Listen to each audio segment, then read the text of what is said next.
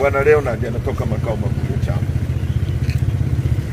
Nyie mnaelewa kwamba tuko kwenye nchi nzuri na tajiri. Mnalielewa hilo kwanza? Mnaelewa kwamba ni nchi pekee duniani ambayo ina Tanzanite, haipatikani kwingine, ni hapa. Mnaelewa hivyo? Mnaelewa kwamba hii ni nchi ya 3 kwa kuwa na dhahabu nyingi. Mnajua hivyo? Mnaelewa kwamba hii nchi ndio inatoa madini yanaitwa nickel na cobalt yanayotumika kutengeneza ndege na betri za simu. Mnajua hivyo? Mnajua kwamba nchi hii ina mlima mrefu kwenye dunia hii. Mnajua hivyo? Mnajua kama tuna ardhi kubwa sana. Ukichukua nchi ya Kenya, Uganda, Rwanda na Burundi, ukiziunganisha bado hazitufikii. Zina kilomita za mraba 890, sisi pekee yetu 945. Sasa katikati ya mambo yote na utajiri wote, mnaridhika na maisha mnayoishi? Hapana.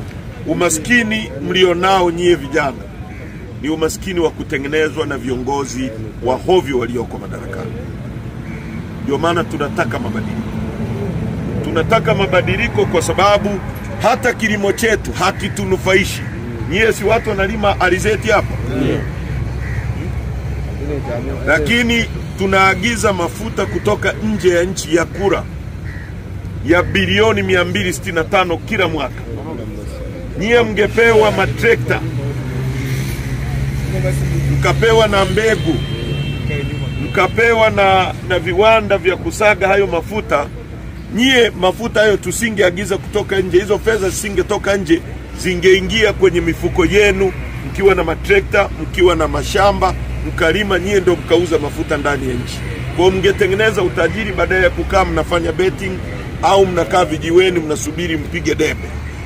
Kwa hiyo umaskini wa nchi hii ni umaskini umetengenezwa na viongozi ambao wanaiba rasilimali.